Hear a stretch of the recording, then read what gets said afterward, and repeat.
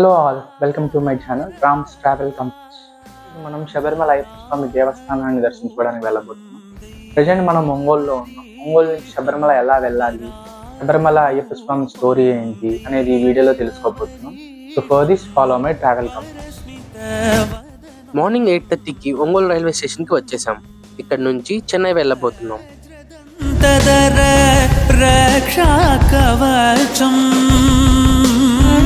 ఆఫ్టర్నూన్కి Chennai reach అయిపోయాం. ఇక్కడే భోజనం చేసి నెక్స్ట్ ట్రైన్ కోసం వెయిట్ చేసే టైంలో చెన్నై స్టేషన్ అలా ఎక్స్ప్లోర్ చేశాం. శివ సంభూత భువి సంజాత నంబీదవగింబు కొడువవాని. నెక్స్ట్ డే ఎర్లీ మార్నింగ్కి కొట్టాయం రీచ్ అయ్యాం. మన సంప్రీత ಬೇಡುತ್ತ ನಿಂದೆವು ಆರಾಧಿಸುತ್ತ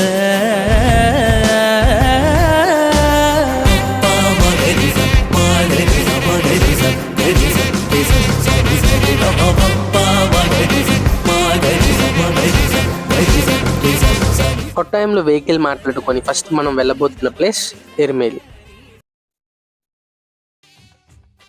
ఈ యాత్రకు తొలి మజిలీ ఎరిమేలి. ఎరిమేలిలో ఉన్న దేవుడు కియాత శాస్త్ర. అందుకే అయ్యప్ప స్వాములందరూ రంగులు పూసుకొని ఆటవికుల్లాగా వేషం వేసుకొని స్వామి తిత్తన తోం తోం అయ్యప్ప తిత్తన తోం తోం అంటూ మేళాలతో ఆ అయ్యప్ప స్వామికి ఇష్టమైన నాట్య నివేదనం చేస్తూ దర్శనం చేసుకుంటారు. ఇక్కడే మనం బావర్ స్వామి సమాధిని కూడా దర్శించుకుంటాం. பேட்டத்துள்ளி ஆடுதப்பா பெரிய சாமி, அதன் ஆட்டத்தில மயங்குதப்பா கன்னிசாமி. பேட்டத்துள்ளி ஆடுதப்பா பெரிய சாமி, அதன் ஆட்டத்தில மயங்குதப்பா கன்னிசாமி.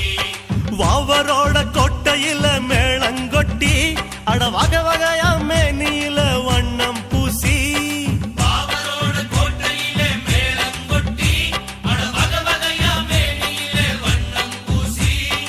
ஆடவாங்க சாமியே ஐயம் பேர கூறியே, ஆடவாங்க சாமியே ஐயம் பேர கூறியே. எருமேலி நாதருக்கு ஏத்த சரணம் கூறியே, எருமேலி நாதருக்கு ஏத்த சரணம் கூறியே. பேட்டத்துள்ளி ఎరిమేలి నుంచి మనం నెక్స్ట్ వెళ్ళబోతున్న ప్లేస్ పంబ.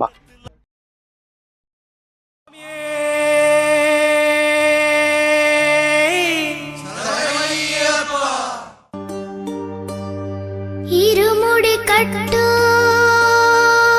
శబరిమలకి నెయ్యభిషేకం మణికంఠునికి. పంబ చేరుకున్న అయ్యప్ప స్వాములు పంబా నదిలో స్నానం చేసి ఇక్కడే ఉన్న కన్నెముల మహాగణపతిని దర్శనం చేసుకొని దట్టమైన అడవిలో శబరిమలకు నడకదారిలో పయనమవుతారు.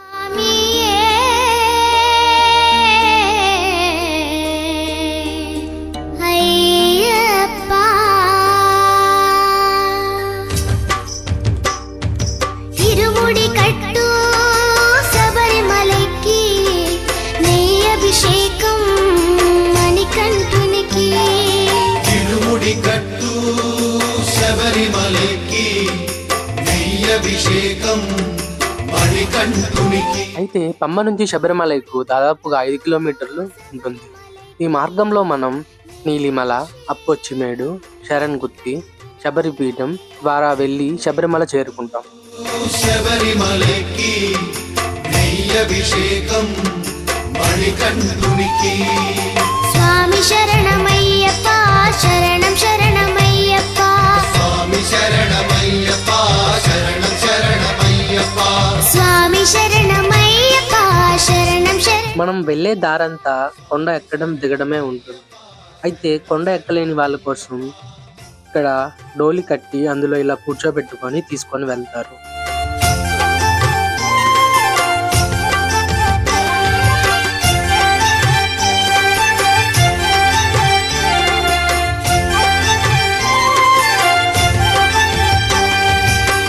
దీనుల దొరవు అని మండల దీక్షగుని నీగిరి చేరు కదిలితిమయ్య. చివరకు మనం శబరిమల చేరుకున్నాం. ఇప్పుడు మీరు చూస్తున్నదే అయ్యప్ప స్వామి దేవస్థానం.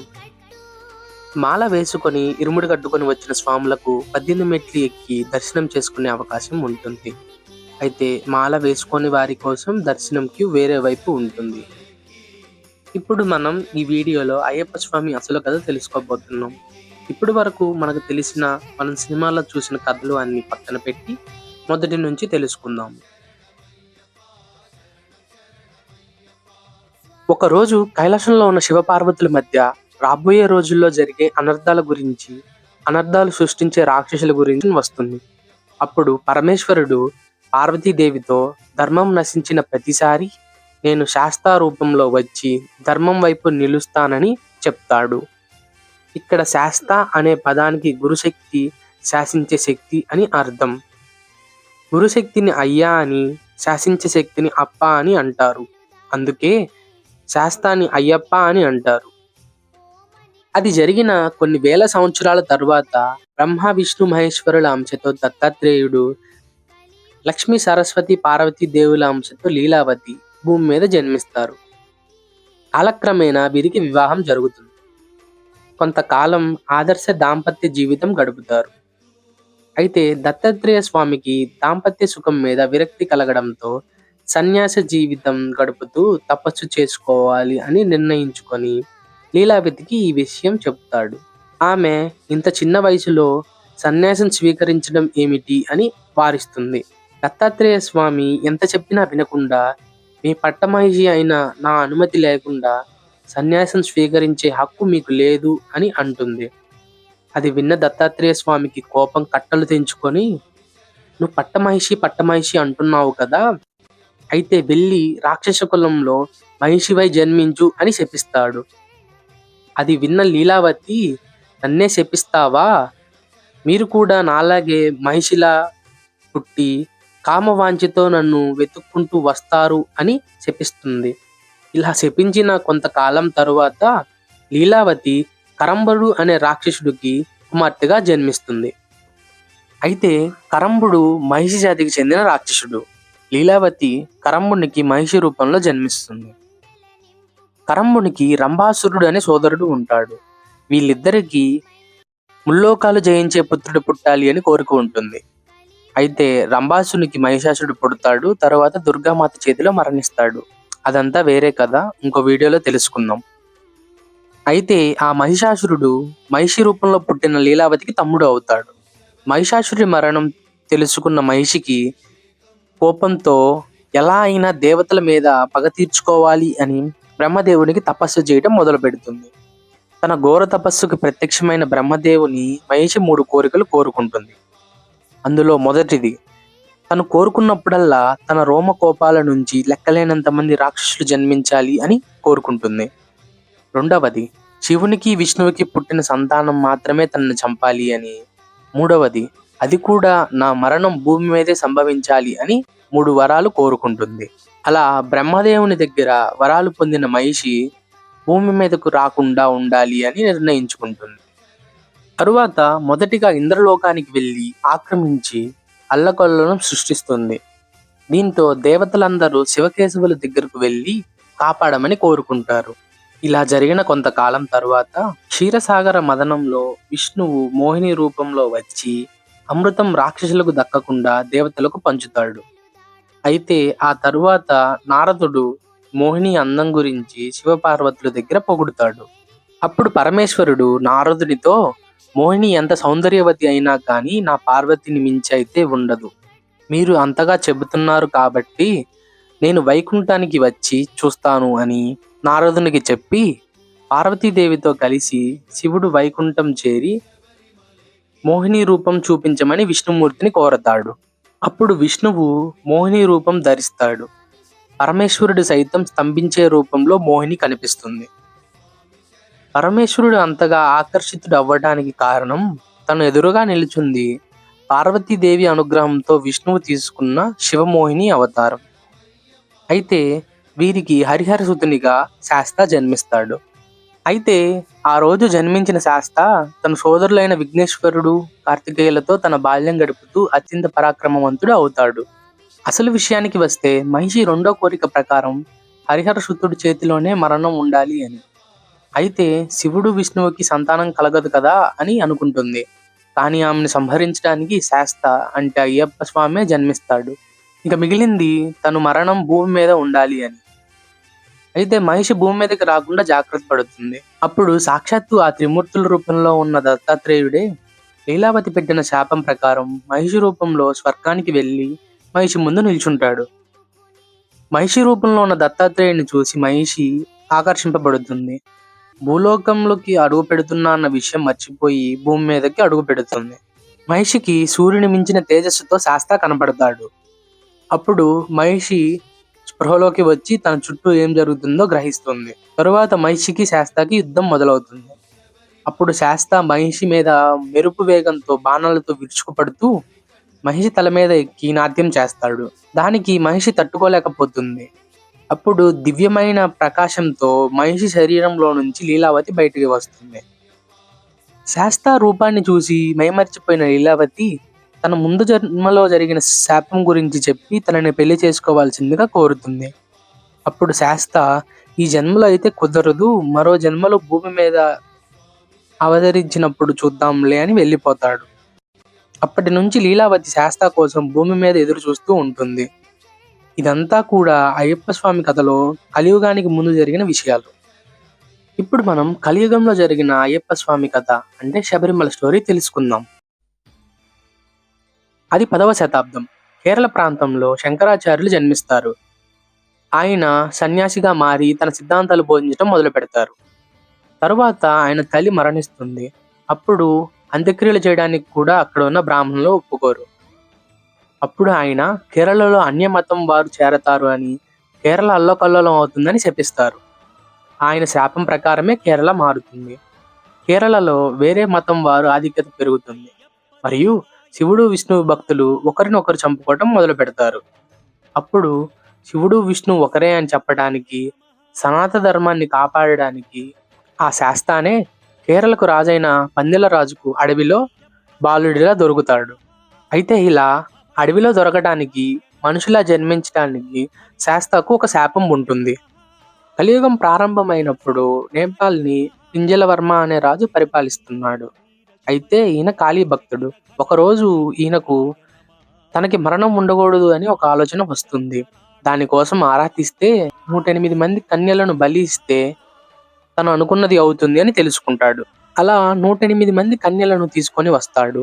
అందులో ఒక కన్య పార్వతీదేవి గొప్ప భక్తురాలు.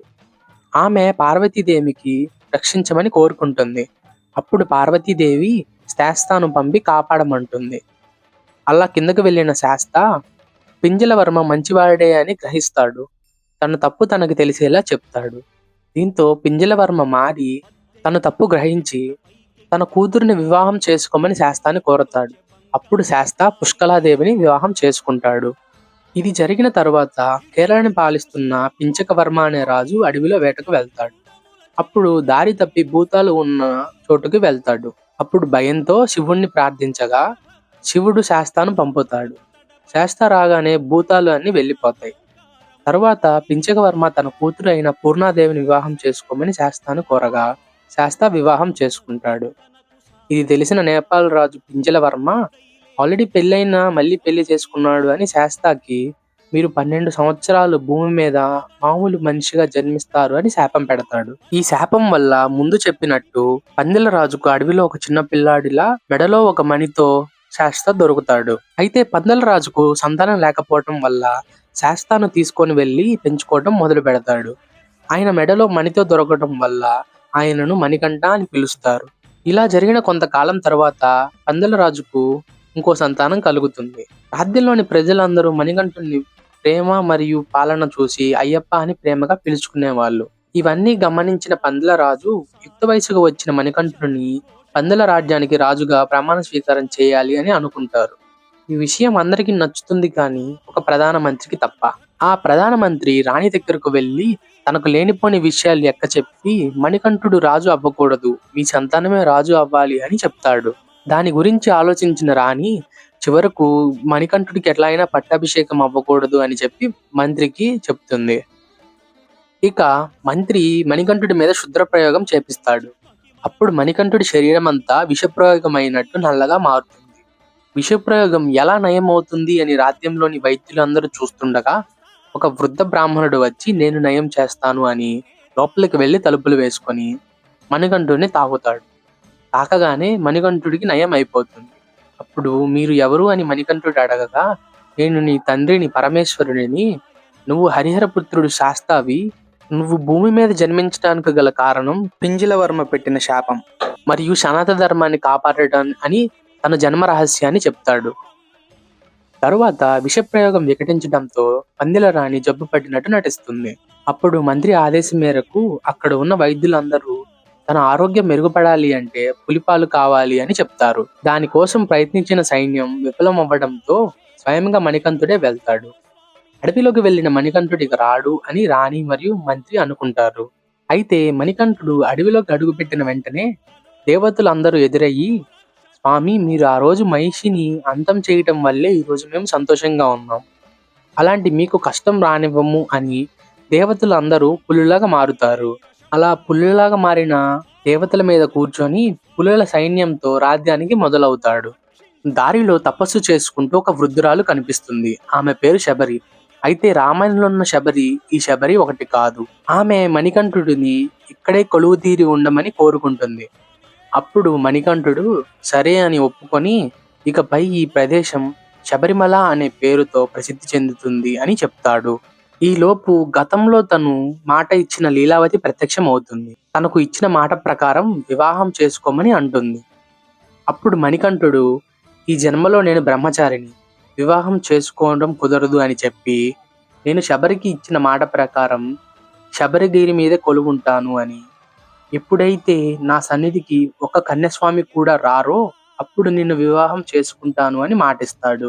అప్పటి నుంచి లీలావతి ఆ శబరిగిరి మీద మాలికాపూర్ అత్తమ్మ దేవిలా మణికంఠుడిని వివాహం చేసుకుంటానికి ఎదురు చూస్తూ ఉంటుంది.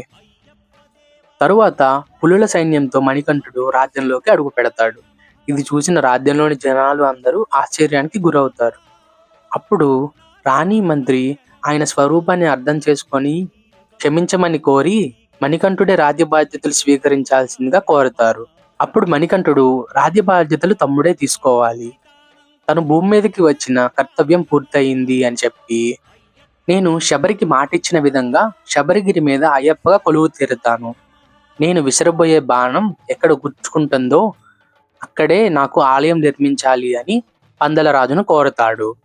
మరియు శివకేశ భేదాలు లేకుండా 18 నియమాలతో 41 రోజుల దీక్ష చేసి నా దగ్గరికి వచ్చిన భక్తుల కోరికలు నేనే స్వయంగా తీరుస్తాను అని శబరిగిరిపైకి బాణం విసురుతాడు. అలా బాణం విసిరిన చోటే అయ్యప్ప స్వామి ఆలయం నిర్మిస్తారు.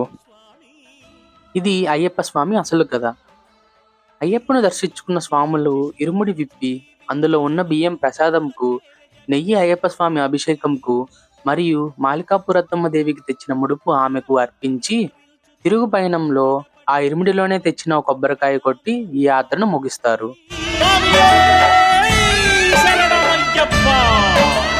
స్వాములందరూ తనకు సాయము కాగా ధీమంతుడై లేచే ఆ కన్య స్వామి. ఇంతటితో ఈ వీడియో కంప్లీట్ అయింది. మళ్ళీ వచ్చే వీడియోలో కలుద్దాం.